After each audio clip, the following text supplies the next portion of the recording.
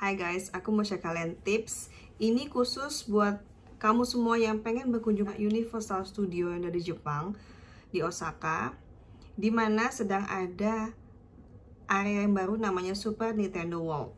Pertama, plan yang baik. Jadi rencanakan kamu mau pergi itu kapan. Kalau kalian mau perginya di low season, artinya di season dimana orang pada kerja, anak-anak pada sekolah, jelas di sini kamu pergi juga tiket pesawat lebih murah, tiket untuk masuknya juga bisa lebih murah, ekspresnya juga mungkin kalian nggak perlu. Itu adalah tips nomor 1 buat kalian mau pergi. Plan dengan baik, terutama jangan pergi di high season, jadi pergi low season. Tapi kalau misalnya kalian kayak aku, terpaksa perginya pas lagi high season, ini adalah tips buat kalian juga. Pastinya kita butuh lebih banyak uang, itu sih nggak bisa di avoid lah. Itu suatu hal yang memang udah konsekuensi pergi di high season. Pasti lebih mahal, tiketnya lebih mahal, ekspresnya juga lebih mahal. Ekspres tiket sama tiket masuk itu beda. Kemudian hotel-hotelnya, pesawatnya, segala sesuatu pasti lebih mahal. Tapi karena memang tidak punya opsi lain, karena memang bisa pergi ya pada tanggal-tanggal seperti itu, ya udah mau gimana lagi. Tapi kalian udah pergi tanggal-tanggal segitu, kalian memaksimalkan kan apa yang udah kalian bayarkan. Buy ticket in advance. Jadi belum tentu kalian punya tiket masuk ke Universal Studio Japan, kalian bisa masuk ke Super Nintendo World karena ada slotnya, dan slotnya itu biasanya habis di pagi-pagi. Kalau kalian memang tipe yang pasti bisa bangun pagi dan pasti bisa antri duluan dan pasti bisa sangat beruntung lah, jadi di hari itu mungkin nggak banyak yang booking, nggak banyak ambil slot, atau nggak ada lottery tiket gitu dan kalian pasti dapet, ya udah. Tapi kalau kalian termasuk manusia normal lainnya, mendingan kalian beli tiket in advance. Jadi pilih tiket tersebut jauh-jauh hari, bukan hanya tiket Universal Studio Japannya aja, tapi kalian juga beli express tiketnya jauh-jauh hari. Karena pada hari aku datang, express tiket pun sold out. Express tiket itu harganya bisa jauh lebih mahal dibandingkan harga tiket masuk Universal Studio Japan. Express tiket juga ada berbagai macam.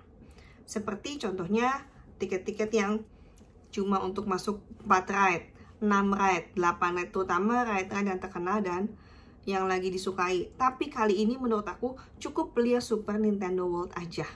Karena waktu aku kesana pas lagi New Year itu ramenya luar biasa. Yang ramai cuma di Super Nintendo World. Yang lainnya menurut aku kalian sabar aja. Jadi pertama kalian beli yang Super Nintendo World, masuk ke situ dulu aja.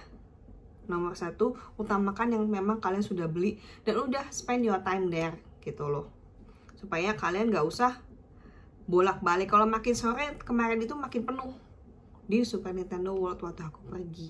Saat kalian udah beli pun nanti pas kalian masuk di hari H itu, kalian lihat deh antriannya tuh panjang banget ya mau beli tiket di hari H. Kamu bisa cut the queue, langsung masuk ke dalam entrance itu, langsung scan barcode-nya, kalian bisa langsung masuk dan main. Itu kalian bisa ngirit sekitar setengah jam sampai 1 jam. Lumayan kan, dimana orang lain masih pada ngati, kalian udah main duluan. Itu udah save time, karena waktu buka, waktu tutup terbatas, dan kalian mau maksimalkan waktu kalian di situ, bukan untuk antrian.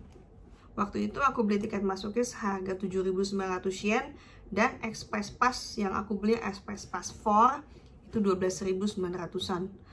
Jadi jauh lebih mahal dibandingkan tiket masuknya. Express Pass 4 maksudnya apa? Aku bisa masuk ke 4 wahana yang terkenal. Pastinya Super Nintendo World aku bisa masuk dan aku bisa langsung pilih ke Mario Kart. Itu juga cut the queue, itu queue-nya lumayan, itu ngantrinya sekitar 2 jam. Jadi aku untung banget bisa masukin yang express, itu cuma sekitar 15 menit langsung kita main. Itu enak banget sih, nggak usah ngantri. Kedua, aku bisa main ke Hogwarts, yang tempatnya Harry Potter, dan naikin ride-nya dia. Itu juga khusus express yang menurut aku sangat menolong, karena waktu aku lihat ngantrinya itu hampir 2 jam juga. Dua ini kebetulan aku pilih Spider-Man dan dapat juga yang Minion. Dua-duanya sih kalau kita mau nunggu sampai malam kayak sekitar jam 7-an tuh orang rata-rata udah pada mau pulang. Itu bisa agak sepi, sebenarnya nggak gitu perlu express pass kalau menurut aku pada saat aku datang di New Year's kemarin. Karena beberapa tahun yang lalu aku pergi ke Harry Potter itu sampai aku nggak bisa masuk. Dan ternyata mereka melakukan peraturan yang sama untuk Super Nintendo World juga saat ini. Dimana kalau kamu nggak punya express pass, kamu nggak bisa masuk. Nyebelin kan banget sih menurut aku. Memang mereka ada crowd controlnya juga karena mereka nggak mau tempatnya terlalu rame sehingga bahaya kan, terlalu berdasarkan juga. Itu juga ya for safety reasons lah. dapat dimengerti. Intinya kalian harus beli Express Pass untuk Super Nintendo World saat ini jika kalian pergi di high season. Kita nggak beli di Klook, Traveloka segala macam. Di Universal Studio Japan website itu ada agen-agen resmi termasuk Klook. Dulu aku pernah pakai Klook tapi agak repot karena abis aku print, aku tetap harus menukarkan printanan itu di booth. Jadi aku kan ngantri 2 kali, aku udah beli, aku mesti ngantri ke counternya lagi baru bisa masuk. Aku nggak tahu saat ini Klook seperti apa. Tapi pastinya terjamin. Bedanya mungkin antara kalian perlu antri atau tidak. Oke, setelah kalian beli tadi tiketnya, dapat timetable-nya, kalian baca.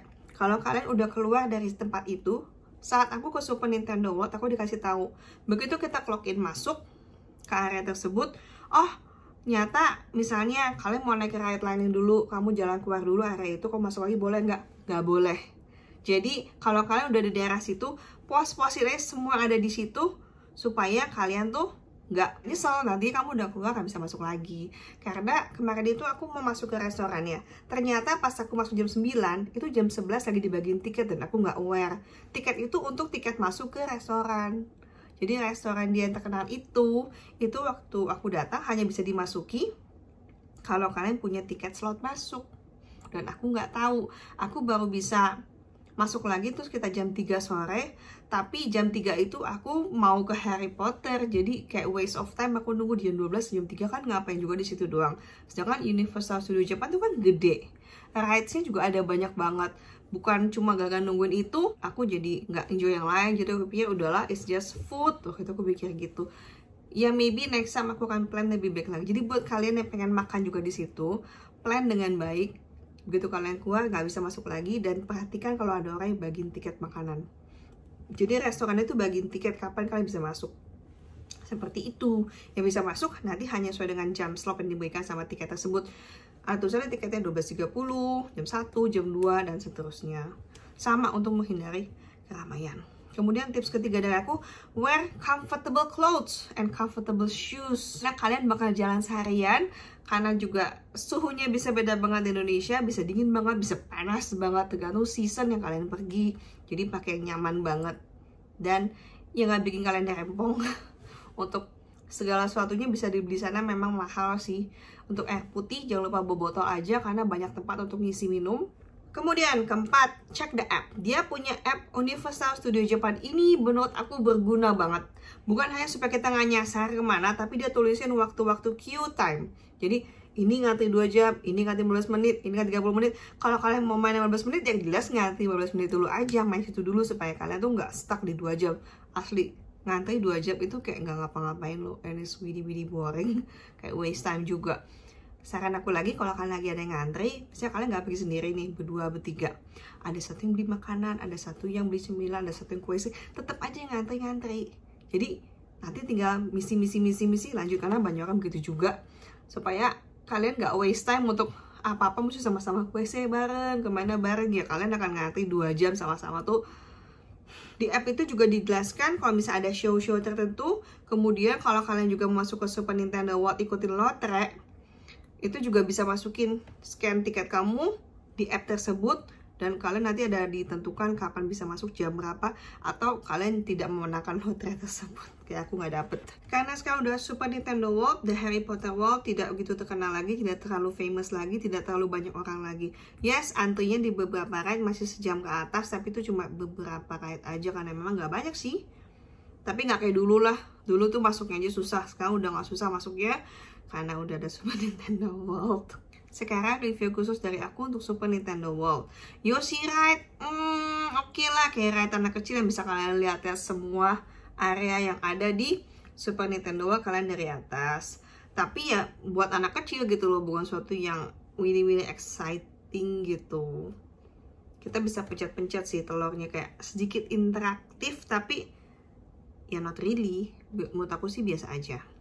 Mario Kart itu seru banget, aku juga suka. Kalau kalian mau main seperti kalian beneran ada di gamenya Mario Kart, ya kayak gitu. Tapi rata-rata pada kalah ya, karena speednya tuh low banget. But it's still okay lah. Buat kalian juga yang pengen lebih punya aktivitas lebih, beli power up bandnya. Jadi band yang kalian pakai itu bisa dipakai untuk interaksi ke berbagai macam hal yang ada di area Super Nintendo World. Plus ada satu semacam ride atau atraksi lebih yang kalau nggak salah Bowser Junior deh. Itu kalian bisa masuk kalau kalian udah melengkapi semua dari power up band itu. Jadi misi-misi tertentu yang cuma bisa dilakukan kalau kamu punya power up band itu. Harganya memang sekitar 3.800 yen, nggak murah. Tapi ya kalau kalian memang benar-benar a fan of Mario and Super Nintendo World itu, ya udah. Last but not least, tips buat kalian yang mau ke Universal Studios Japan. Kalau kalian nggak masalah dengan like ride sendirian, mendingan cobain single rider. Itu jauh lebih cepat ngantrinya dibandingkan kalian mau duduk bersama-sama gitu loh. Toh kalian di ride itu juga kata-kata individual kan gitu. Maksudnya ya you get the experience as well gitu. Menurut aku single rider no problem dan juga bisa bikin kamu naik ride lebih cepat lagi. Itu aja tips dari aku. Semoga bermanfaat, semoga berfaedah, dan have fun!